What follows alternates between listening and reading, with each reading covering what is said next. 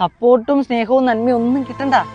ആക്രമണങ്ങൾ കുറച്ചുകൂടെ. News Alappuzha മുല്ലക്കല് ചെറുപ്പിന് family ആയിട്ടൊക്കെ പോയിട്ടാണല്ലോ അവിടുന്ന് ഇവിടുന്ന് ഒക്കെ ഇങ്ങനെ കേട്ടോണ്ടിരിക്കുക. എടാ ഇത് അവനല്ലേടാ, ഇത് മറ്റവനല്ലേടാ, ഇതാ പ്രശ്നമല്ലേടാ, പ്രശ്നക്കാരനല്ലേ, പ്രശ്നേഷല്ലേ, പച്ചവീടല്ലേ, അവന് വേറെ പണിയില്ലാഞ്ഞിട്ട് അവന് ബീച്ചിലൊക്കെ പോയിട്ട് സിറിഞ്ചെല്ലാം എടുക്കുന്നത്.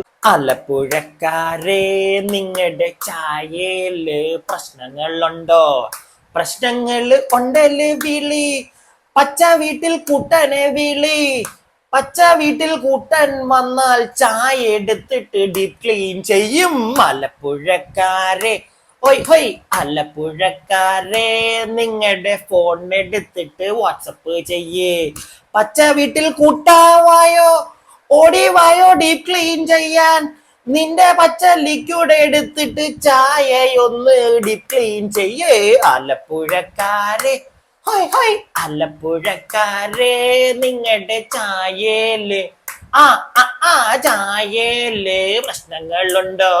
പ്രശ്നങ്ങൾ ഉണ്ടല്ലേ വിളി, പച്ച വീട്ടിൽ കൂണ്ടനെ വിളി. ഓടി വന്നവൻ മറ്റേ കുളച്ചങ്ങ് പോകും. അപ്പൊ അതാണ് പച്ച വീട്ടിൽ ക്രസ്റ്റേഷന്റെ പ്രശ്നങ്ങൾ. ഇപ്പോഴത്തെ വീണ്ടും മൂത്തോണ്ടിരിക്കുകയാണ് ഇവന്റെ പ്രശ്നങ്ങള്. കരഞ്ഞു കൂവിയൊക്കെയാ പാവപ്പെട്ടവൻ വന്ന് പുതിയ വീഡിയോ ഇട്ടിരിക്കുന്നത്. കണ്ടിട്ട് സത്യം പറയാലോ, എനിക്ക് ആദ്യമേ ഒരു സങ്കടമൊക്കെ തോന്നിയടേ. ഉള്ള കാര്യം ഞാൻ പറയാം, എനിക്ക് വിഷമം വന്നു അവന്റെ പുതിയ വീഡിയോ കണ്ടിട്ട്. വേറൊന്നും കൊണ്ടല്ല, നാട്ടിൽ ഇറങ്ങാൻ വയ്യ അവന്. ഊക്കോട് ഊക്കാണ്. നമ്മുടെ ആലപ്പുഴക്കാരുടെ പ്രിയപ്പെട്ട മുല്ലക്കൽ ചെറപ്പ് നടന്നുകൊണ്ടിരിക്കുകയാണ്. ഇപ്പോൾ നടന്നു കഴിഞ്ഞ് തീർന്ന്, മുല്ലക്കൽ ചെറപ്പ് കഴിഞ്ഞ് ഈ ചെറുപ്പിനൊക്കെ നമ്മുടെ ഈ ചെറുക്കം വന്ന് ഇറങ്ങിയിട്ട് നാട്ടുകാരുടെ വക ഊക്കാണ് അവിടെ കിട്ടിക്കൊണ്ടിരിക്കുന്നതെന്നാണ് പാവപ്പെട്ടവൻ കരഞ്ഞു പറയുന്നത്. ആദ്യമേ തന്നെ ഞാൻ നല്ലൊരു കാര്യം പറയാം എല്ലാവർക്കും വേണ്ടി. വേറൊന്നും കൊണ്ടല്ല, നിങ്ങൾക്ക് ചിലപ്പോൾ ഇഷ്ടപ്പെടത്തില്ല ഞാനത് പറയുന്ന കേട്ടാലും, എന്നാൽ കൂടെ ഞാൻ പറയുകയാണ്. വേറൊന്നും അല്ലടോ, പ്രശ്നേഷിന്റെ ചില പരിപാടികൾ, പ്രത്യേകിച്ച് ഈ ആലപ്പുഴ ബീച്ചിൽ പോയിട്ട് ഇവ നമ്മുടെ മറ്റേ സിറിഞ്ചൊക്കെ പിറക്കിയെടുക്കുന്ന കാണുമ്പം, നമ്മൾ ആരും ചെയ്യാത്തൊരു കാര്യമാണ്. അത് വളരെ നല്ലൊരു കാര്യമാണ്. അതവൻ ചെയ്യുന്നതിനകത്ത് എനിക്ക് അവനെ കുറ്റം പറയാനൊന്നും ഇല്ല കേട്ടോ. നമ്മൾ ആരും ചെയ്യുന്നില്ല. അതവൻ ചെയ്യുന്നതിനകത്ത് 100% ഞാൻ യോജിക്കുന്നു. പക്ഷെ അപ്പോഴും എനിക്കൊരു സംശയം തോന്നാറുണ്ട്.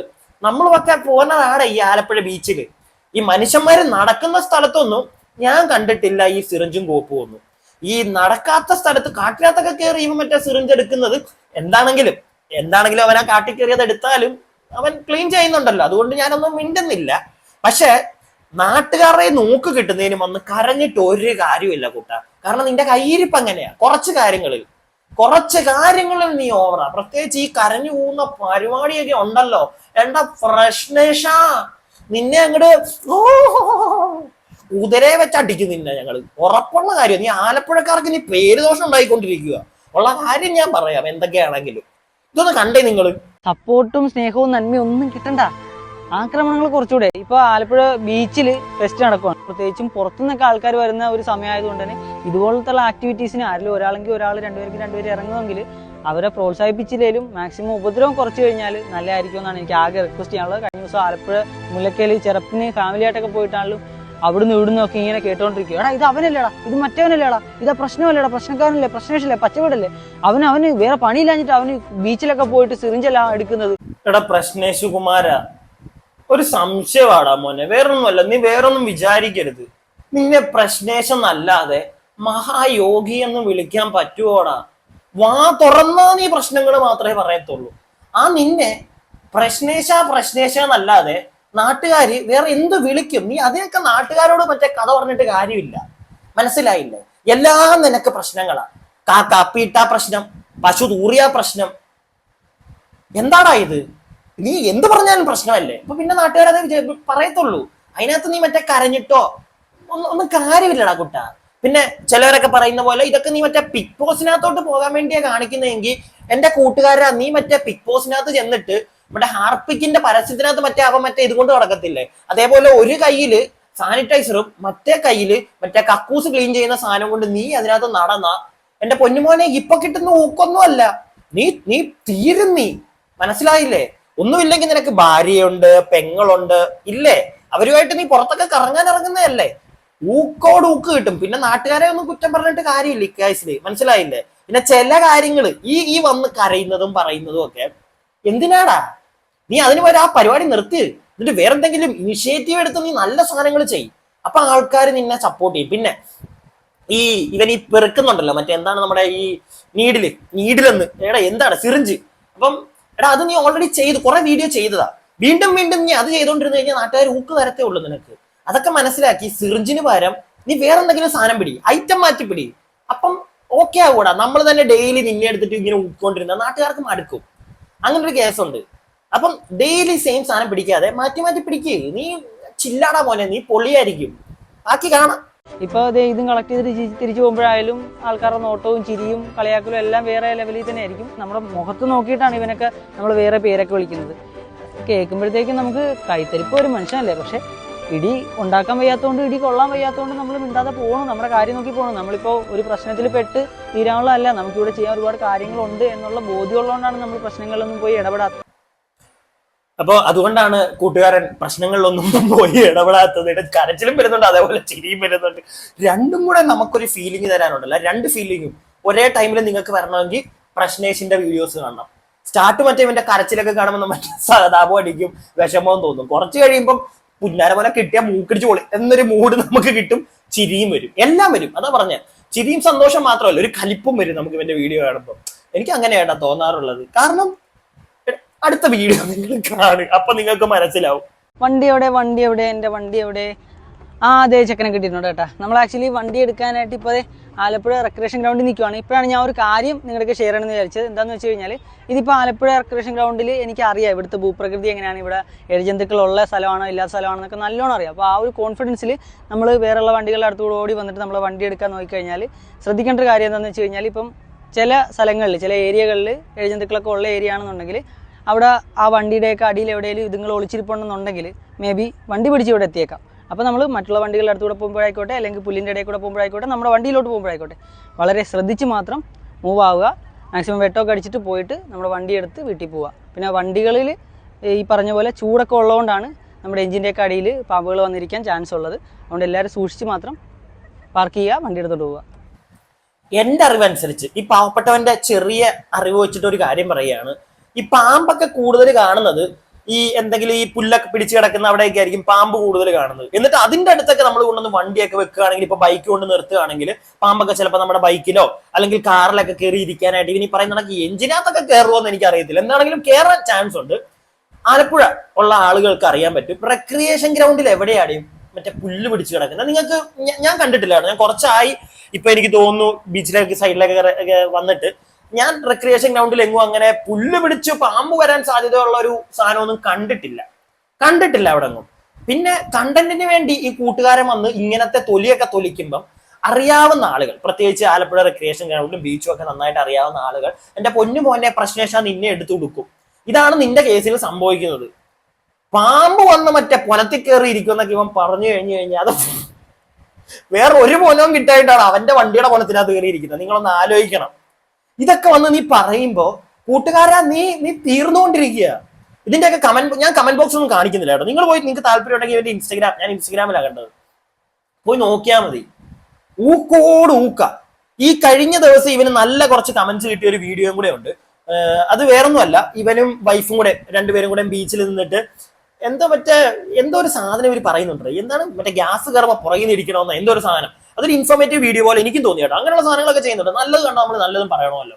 അപ്പൊ അതിനകത്തൊക്കെ നല്ല കുറെ കമന്റ്സ് ഉണ്ട്. ബാക്കിയല്ലാതെ ഇവന്റെ ഈ കൊണയാടി, എടാ മോനെ നിന്റെ ഈ കൊണയാടിയാണ് നിന്റെ കാര്യം ഗോപിയാക്കുന്നത്. നിനക്ക് തന്നെ അറിയാം, നിനക്ക് മനസ്സിലാവുന്നുണ്ടല്ലോ. നീ വീടിന് വെളിയിലോട്ട് ഇറങ്ങുമ്പോഴത്തേക്കും നാട്ടുകാരുടെ ഊക്ക് എങ്ങനെ മേടിച്ചുകൊണ്ട് നിനക്ക് ഒരു ഉളുപ്പില്ലാതെ വീണ്ടും വീണ്ടും ഈ സാധനം വന്നിരുന്ന് പറയാനും വീണ്ടും ഇതേ കണക്കത്തെ കണ്ടന്റ് ചെയ്യാനും പറ്റുന്നു. അതാണ് എനിക്ക് മനസ്സിലാവാത്തത്. എനിക്കറിയത്തില്ല.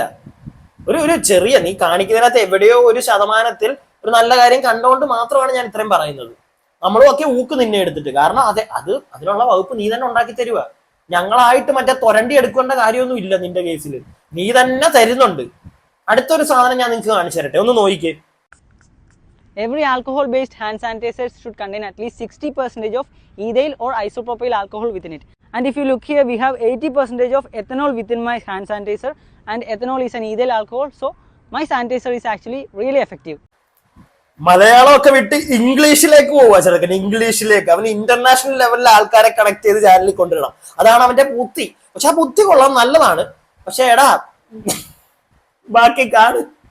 നിങ്ങളിത് ഈ കാണുന്ന യുനോയുടെ സെറ്റ് ഉണ്ടല്ലോ, ഇത് ആക്ച്വലി പഴയ സിലബസ് ആണ്. ഞാൻ കാണിച്ചുതരാം. ഇതിനകത്തുള്ള കാർഡുകൾ ഭയങ്കര വെറൈറ്റി ആണ്.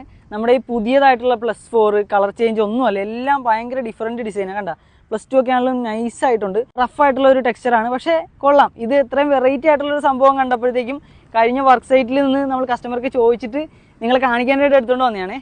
നമ്മൾ ആക്ച്വലി ഇതൊന്ന് സ്മെല്ല് ചെയ്ത് നോക്കിയപ്പോൾ തന്നെ മോൾഡിൻ്റെ സ്മെല്ല് അടിച്ചിട്ടുണ്ടായിരുന്നു. മോൾഡ് എന്ന് വെച്ച് കഴിഞ്ഞാൽ ഒരു പ്രത്യേക എന്ത് കിട്ടിയാലും മൂക്കിനകത്തോട്ട് കുത്തി കയറ്റിയ. ഒന്ന് ആലോചിച്ച് എന്താ ഇവനെ പറയണ്ട്. ഭയങ്കര ക്ലീനിങ്ങിന്റെ മനുഷ്യനാ. എന്ത് കിട്ടിയാലും മൂക്കിനകത്തോട്ട് കുത്തി കയറ്റി. കഴിഞ്ഞ ദിവസം കാണുന്നുണ്ടായിരുന്നു സാമ്പാറിനകത്ത് ഉപ്പുണ്ടോന്ന് അറിയാൻ മണപ്പിച്ച് നോക്കുന്നു.